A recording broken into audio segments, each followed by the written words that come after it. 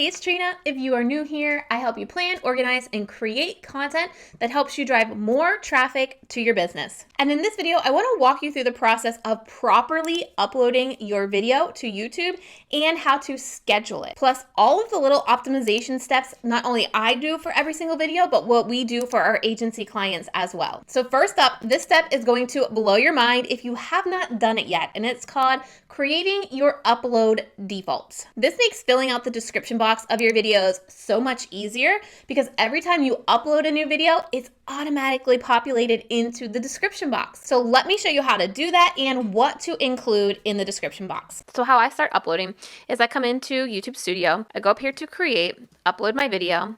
I'm going to select my file, and the length of time it's going to take you to upload really depends on your internet speed and the size of your video. So this video is almost 2 gigabytes, and it's saying it's going to take me about 7 minutes, but I worked with my internet provider to really make sure I have great upload speed. A lot of the times we have faster download speed, but it's the upload speed when you're putting videos on YouTube that's really going to affect how fast your video is uploading. Now, one thing I want to share with you that's really going to blow your mind, you can see in this description, my description box is already filled out. Not specifically for this video, but I do have description box defaults. So in these defaults, I already have my lead magnet. I have some videos for them to watch next. I have links to additional assets that I have available, like my prep system, roadmap, free training, how to work with me, tools and services that I use. If you have not done this, I'm going to blow your mind and show you how to add upload defaults. Back again at the YouTube Studio, you're going to come here to settings and you are going to add upload defaults. And this is where you can add all of those things that maybe you're repeating in every single video. In fact, I need to go ahead and remove this because this challenge isn't available. You also want to make sure that your default is to private because then you can schedule your videos out in the future. You don't need to add any tags here. So the rest of this is good to go. I'm going to save and go back to my video that is still uploading. Now, while this is uploading, one thing that I'll go ahead and do is add in my title. I've already have that planned. I planned that before I even filmed this video, and I have the thumbnail available. So we keep everything here in Asana. So I'm going to go ahead and grab the title of this video, copy it, and put it in here as the title. I'm also going to come back here and get the thumbnail that we had. I think I'm going to go with, so we have 2 options that we're testing for this particular video. So we're going to try one with text and one without. I want to go ahead and start with the one with text. So I'm going to download that and scroll on down to here, upload it to my thumbnail. Now, if the size is bigger, you got to make sure your thumbnail file is no larger than 2 megabytes. Now I got that corrected. I'm going to go ahead and get that in there. When it comes to playlists, I do recommend getting your videos on playlists. If you know you are going to be building out playlists, this is actually the start of a series here on my channel all about content planning. So I don't have a playlist yet for it, but you could easily add it right in here to any of these playlists. I do think I'm going to add this into how to manage a social media strategy for 2021 because that's still great for that. When it comes to my audience, this is not made for kids. So I'm going to make sure, no, it's not made for kids. When it comes to paid promotion, I don't have any paid promotion in this video. Nobody paid me to talk about anything in this particular video, so I do not need to check this. Now, if you had a brand sponsor a video or pay for you to talk about a product, then you would need to check that. I'm also going to go ahead and add automatic chapters for right now. We have been adding in our own chapters, but I like to see, what YouTube does on its own, and then we tweak it from there. I'm going to add tags in a little bit, so don't worry about tags for right now. When it comes to allow embedding, I always have that turned on because I embed these videos into a blog post on my website. I also want to publish the subscription feed and notify my subscribers. When it comes to allowing people to sample this content, this is brand new. This means people can sample this in shorts. For me right now, if you want to sample this content, if you want to share it out to your audience, by all means go ahead. But if you don't want people sharing or sampling your content, make sure this is turned off. When it comes to category for me, I have it set as education. It can be, wherever you want it, what you think best fits. This isn't going to make or break your channel, but again, I do education. You can decide if you want comments and ratings on. So you can come in here and allow all comments. You can hide inappropriate comments. You can hold all comments for review, or you can disable comments. So I just hide inappropriate comments for review. I sort by the top. I also allow likes and dislikes of my videos. Totally fine by me, not a problem. When it comes to monetization, I don't really have a strong game plan behind monetization. Like I mentioned, I would totally check out Cathrin Manning's channel for this, and I'll link to that below. But what I generally do is I turn monetization on and just kind of leave it here. You can see that right now during the video, the mid-roll ads will be placed at natural breakpoints. So I just leave it for now. If you want to, you can go in here and manage your mid-rolls and actually decide where you want an ad break. This is again, if you are more depending on AdSense as your primary money maker. I just don't have the time to do that. My money maker is in my business. So again, I just leave monetization how it is. The next thing that we go to here is ad suitability. So you need to see, do you have inappropriate language? None of these. Do you have adult content? No. Violence? No. Shocking content? None of my content really falls into any of this stuff. So I'm just going to select none of the above. I'm going to go here to submit rating. This allows me to see how safe my videos are for ads for brands. So I'm going to submit my rating. I'm going to go to next. I'm going to add in the end screens and the cards once the video is completely updating. You can see right now it's processing the HD version. And here at checks, you can see there were no copyright issues found, and my videos are currently suitable for ads based on my rating. So again, next. I always have my video to private. If you set it to unlisted, you're not going to be able to schedule it out. I want to make sure I'm scheduling my videos. I don't do it as I'm uploading, so I always have it on private. So I'm going to go to save. And yes, I have changed clothes. I record all of my videos on one day, and then I do these screen shares on a different day. So at the beginning of this video and at the end of this video, I'm in a totally different outfit because it's a different day when I batch, and then I do these screen recordings on another day. So just to let you know.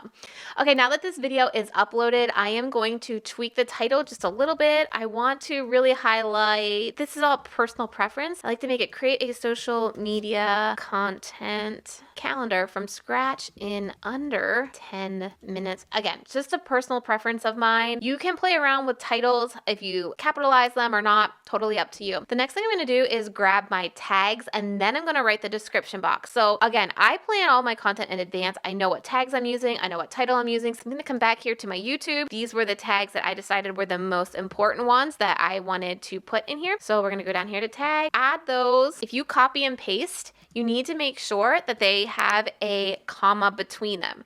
So we're gonna go back here and just backspace comma. We're gonna backspace comma, go back to this, delete these all, and post them back in. Ta-da! Now, I love using TubeBuddy for this because TubeBuddy is also gonna give me more ideas for my video. Now, I'm just gonna pick the keywords that literally describe my video. So I know I'm gonna use content calendar, which is right there. I'm also gonna put in content calendar for social media. I'm gonna do social media content calendar, content marketing, social media content planning, content calendar planning. These blue numbers that you're getting are right now vidIQ. Like I said, I lean more towards TubeBuddy, so that's why I'm going here to the TubeBuddy plugin to make sure I have all the ones that I wanted. Social media calendar.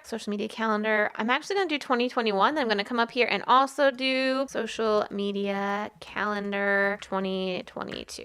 Out of 500 characters, I have 488. There was no real strategy. I just decided, okay, that looks good enough. Now I'm going to take these keywords and I am going to summarize what this video is about. So I'm going to go ahead and delete this, and I want to incorporate social media content calendar at the beginning as early as possible because this is specifically what my video is about. I have create a social media content calendar. I want to look down here again, a couple more of the keywords that I want to incorporate. Social media calendar, content marketing, social media content planning. Okay, so that looks good. I use a couple of my keywords in there. In conversational text, I did about 2 paragraphs here. I'm going to make sure I save this. The next thing that I'm going to do is I'm going to come here to end screens. These are so important. I highly recommend having a specific video that you are pitching them at the end of each video. In fact, for this video, you'll see, as I click on the video that's on your screen right now, I'm talking about my video multiplier formula. So I'm going to go into an element. I am going to add a video. I want to choose the specific video, and I'm picking the one where I'm talking about my video multiplier formula. So that one is easy ways to repurpose content. I'm going to move it over here, and then I'm also going to add the subscribe button. So we're gonna go ahead and add the subscribe button and move it right here in the middle. Save that. The next thing I'm gonna do is add cards, and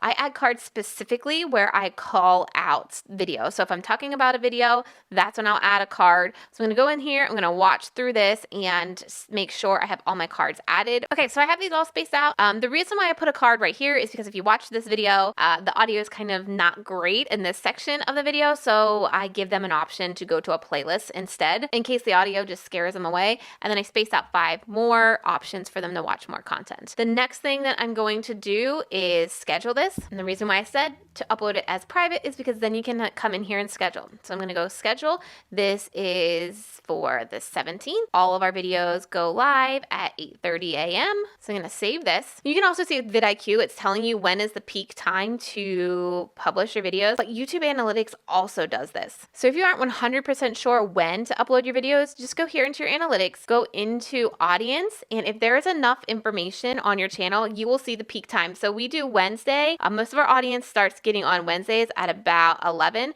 So that's why we send it out at 8:30. We may want to start switching to a Tuesday, Thursday schedule because you can see a lot of our audience is on Tuesday and Thursday, but that's how you can start determining that. The last thing that I wanted to run through is language and caption certification. I leave this all as it is. English, none. I do get captions later from rev.com. So when I publish my video, I will go then order captions from rev.com. I leave the licensing and distribution all the same. Again, we already clicked on allow embedding. We already clicked on this. We already clicked on that. That should be everything. So the key piece here when you are uploading that many people forget is the end screen. You definitely want to make sure you're adding these end screens because this is how you're creating a channel that creates binge-worthy sessions. If you can get them to watch this social media video and then watch the next one and the next one. So do not forget end screens. Now, if you are interested in learning how to better monetize your YouTube videos or where to add ads for your videos if your channel is monetized, I highly recommend checking out this video from Cathrin Manning. She goes into much more detail on her strategy for doing that and where she places her ads. A lot of her business model is based on YouTube monetization. I don't focus so much on that, so I want to send you to somebody that knows what they're talking about. And if you want to make sure everything else in your YouTube channel is set up properly, do you have the right channel banner? Do you have the right channel keywords? Make sure you get my YouTube channel setup checklist. This is going to walk you through 15 pages of ensuring all of these little pieces behind the scene of your YouTube channel is set up to be able to reach more people and for YouTube to know who to recommend your content for. So go ahead, click that button on your screen right now to get that checklist.